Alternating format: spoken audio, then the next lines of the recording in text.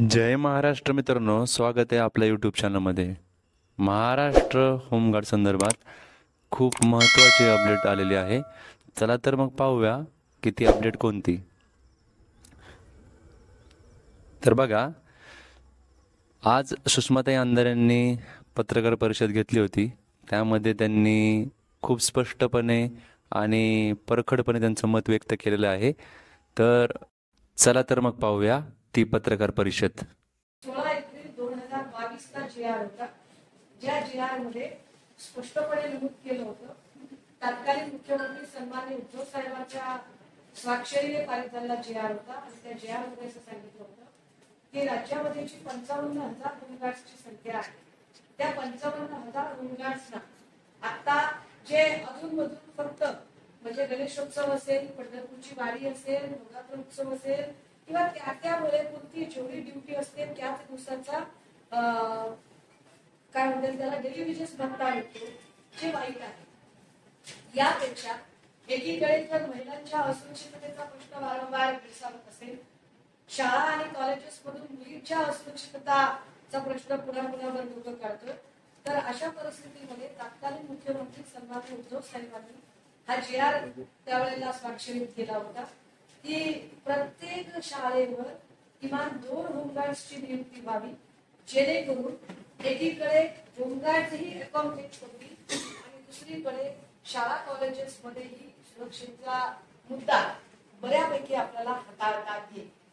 मात्र त्यानंतर 21 जूनची गद्दारी झाली आणि 21 जूनच्या नंतरचं सगळं चित्र पालटलं आणि होमगार्डचा जो हा महत्वाचा मुद्दा आहे तो मुद्दा बाजूला राहिला. पण आज पुन्हा काही होमगार्ड भेटायला आलेले होते. त्या सगळ्या होमगार्डच्या सोबत आम्ही दिसत आहोत. तर सध्या जी महाराष्ट्रामध्ये घटना घडतायत की जे विद्यार्थिनी असो किंवा महिला असो किंवा लहान मुले असो, यांच्यावर जे अत्याचाराचे प्रमाण वाढले आहे, त्या संदर्भात ज्या शालेय विद्यार्थिनी आहेत त्यांना संरक्षणकामी किंवा त्यांच्या संरक्षणासाठी प्रत्येक शाळेवर 2 होमगार्ड जवान देण्यासंदर्भात त्यांनी आपलं मत मांडलेलं आहे. त्याचबरोबर वर्षाचे 365 दिवस कर्तव्य बजावण्यास होमगार्डला ड्युटी देण्यात यावी, या संदर्भात देखील त्यांनी सांगितलेलं आहे. म्हणजेच बघा, 180 दिवसांनी देखील होमगार्डची जी स्थिती आहे ती सुधारणार नाही. त्याचबरोबर 300 दिवसांनी देखील होमगार्डची जी परिस्थिती किंवा जी सिच्युएशन आहे ती बदलणार नाही. तर त्यासाठी त्या संदर्भात त्यांनी सांगितलं आहे की जर प्रत्येक शाळेवर 2 होमगार्ड जवान दिले तर त्यांच्या माध्यमातून त्या शाळेत शिकणाऱ्या विद्यार्थिनी आहेत त्यांचंही संरक्षण होईल. त्याचबरोबर होमगार्डसाठी 365 दिवस कर्तव्य बजावण्याची संधी देखील मिळेल. तर हा खूप महत्त्वाचा मुद्दा होता. वेळोवेळी त्यांनी या संदर्भात आवाज उठवलेला आहे. त्याचबरोबर आणखीन जे काही बदल आहेत त्या संदर्भात देखील वेळोवेळी होमगार्डचे प्रश्न सुटावेत किंवा ज्या प्रलंबित मागण्या आहेत त्या सुटाव्यात, यासाठी वेळोवेळी बऱ्याच जणांकडून फॉलोअप होत असतो. तर वेळोवेळी यासाठी आपण पाहू शकतो की सुप्रियाताई सुळेंनी देखील ट्विट केलेलं आहे. त्याचबरोबर रोहितदादा पवारांनी देखील याबद्दल फॉलोअप घेतलेला आहे. त्याचबरोबर विधानसभेचं अधिवेशन झालं त्यावेळेस महादेव जानकर साहेबांनी देखील याचा फॉलोअप घेतला होता. पण सरकारने या गोष्टीकडे म्हणावं तेवढा गांभीर्याने लक्ष न देता एक प्रकारे सदरचं जे परिपत्रक आहे किंवा जी.आर आहेत हे लाल फितीच्या कारभारामध्ये अडकविण्याचं काम केलं. त्यामुळं त्याचा परिणाम असा झाला की जी बदलापूर येथे जी घटना घडली त्या ठिकाणी 2 छोट्या शालेय विद्यार्थिनींना त्या घटनेला बळी पडावं लागलं. सदरची घटना होऊन देखील खूप दिवस लोटले आहेत. त्यानंतर सदरच्या ज्यांनी हे कृत्य केलं होतं त्या व्यक्तीचं देखील पोलिसांच्या माध्यमातून एन्काउंटर झालेलं आहे. ही घटना होऊन देखील अजूनपर्यंत देखील होमगार्डला प्रत्येक शाळेवर नेमण्याची जी प्रोसेस आहे ती सुरू झालेली नाही आहे. किंवा जे 2022चं जे परिपत्रक होतं की अर्धवेळ किंवा पूर्ण वेळ 2 होमगार्ड जवानांना प्रत्येक शाळेवर शालेय विद्यार्थिनींच्या सुरक्षेसाठी नेमावं, त्याचं अजूनपर्यंत पुढं काही फॉलोअप झालेलं नाही आहे. सरकारच्या माध्यमातून परिपत्रक काढून किंवा GR काढून सदरची बाब, सदरची गोष्ट ही मार्गी लावली गेली पाहिजे. जर अशा पद्धतीने जर सरकार महिलांच्या किंवा विद्यार्थिनींच्या सुरक्षेबद्दल गाफील असेल तर हे खूप चुकीचं आहे आणि कुठंतरी सरकारचं धोरणे किंवा निर्णय चुकतोय. याच्याकडे लक्ष देण्याची गरज सरकारला तसेच मुख्यमंत्री या नात्याने मान्य श्री मुख्यमंत्र्यांना, त्याचबरोबर गृहमंत्री या नात्याने मान्य श्री उपमुख्यमंत्र्यांना या गोष्टीकडे वैयक्तिकरित्या लक्ष घालून सदरच्या गोष्टी, सदरचे निर्णय हे मार्गी लावायची जबाबदारी त्यांच्यावर आहे. त्याचबरोबर सध्या महाराष्ट्रामध्ये इलेक्शनचा बिगुल वाजत आहे, निवडणुकीचा बिगुल वाजत आहे. तर लवकरच आचारसंहिता लागू शकते. तर आचारसंहितेपूर्वी जर सदरचे निर्णय मार्गी लागले तर होमगार्ड जवानांसाठी देखील खूप आनंदाचे त्याचबरोबर समाधानाचे दिवस येतील. कारण सध्या जेवढ्या दिवस बंदोबस्त मिळतोय तेवढ्या दिवसामध्ये त्यांचा उदरनिर्वाह करणं शक्य नाही. आजच्या काळामध्ये महागाई खूप वाढलेली आहे.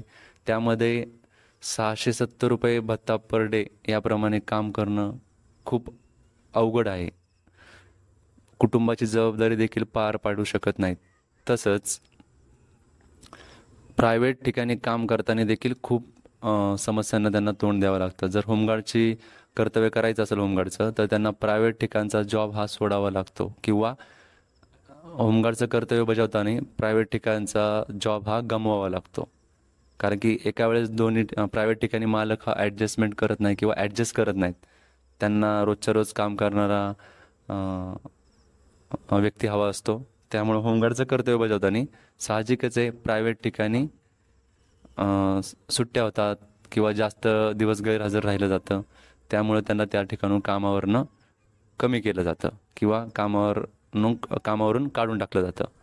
त्यामुळे सरकारने या गोष्टीचा सहानुभूतीपूर्वक विचार करून होमगार्ड जवानांसाठी 365 दिवस ड्युटी कशी भेटेल याकडे लक्ष दिले पाहिजे. त्याचबरोबर हे करत असताना महाराष्ट्रामधील ज्या आई बहिणी आहेत किंवा ज्या लहान विद्यार्थिनी आहेत किंवा ज्या महिला आहेत त्यांची सुरक्षता कशी राखली जाईल, त्यांची सेफ्टी कशी ठेवली जाईल याच्यासाठी होमगार्डचा जास्तीत जास्त उपयोग करून घेतला पाहिजे. त्याचबरोबर आणखीन एक मुद्दा आहे, तो म्हणजे होमगार्डचा भत्ता. होमगार्डच्या मानधनामध्ये जे भत्त्यामध्ये वाढ झालेली आहे, जसं की 1283 प्रमाणे, ज्याच्यावर आता 6 ऑगस्टच्या आधीच म्हणजे लागू होणार होता, पण 2 ऑगस्टला परिपत्रक काढून सदरच्या भत्तावाढीवर स्थगिती देण्यात आली. तर त्याचाही विचार केला गेला पाहिजे. कारण आजच्या महागाईच्या काळामध्ये कुटुंबाची आर्थिक जबाबदारी ही प्रत्येक होमगार्ड जवानाच्या खांद्यावर असते आणि 670मध्ये उदरनिर्वाह आजच्या काळामध्ये होऊ शकत नाही. कारण की वर्षभर ड्युटी नसल्यामुळे 100 ते 120 दिवस ड्युटी भेटत असल्यामुळे 670 रुपये भत्त्याप्रमाणे पूर्ण कुटुंबाची जबाबदारी ही पार पाडली जाऊ शकत नाही. त्यामुळं या गोष्टीचा देखील विचार करणं खूप गरजेचं आहे. त्यामुळे जे 1283 रुपयांनी भत्ता देण्याचं जे परिपत्रक होतं ते देखील मार्गी लावलं गेलं पाहिजे. महाराष्ट्रामध्ये 50,000 होमगार्ड जवान आहेत. तर त्यांचा मूळ प्रश्न वर्षभर कर्तव्य बजावण्याची संधी आणि 1283 रुपयाप्रमाणे मानधन हे महत्त्वाचं आहे. या संबंधातच सौ सुषमाताई अंधारे यांनी आज जी पत्रकार परिषद घेतली आहे त्यामध्ये त्यांनी आवाज उठवला आहे.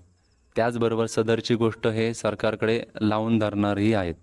त्यामुळं लवकरच होमगार्डसाठी सुगीचे दिवस येतील असे म्हणावे लागेल आणि 365 दिवस काम कर्तव्य बजावण्यास संधी आणि 1283 प्रमाणे 1283 रुपयाप्रमाणे भत्ता, हे दोन्हीही निर्णय लवकरच मार्गी लागतील अशी आपण आशा करूया.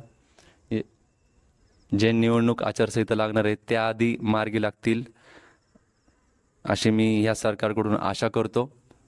आणि सदरचा हा व्हिडिओ आवडला असेल तर सर्वांनी लाईक, शेअर आणि सबस्क्राईब करा.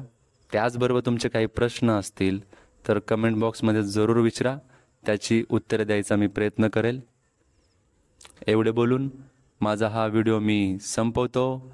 जय हिंद, जय महाराष्ट्र.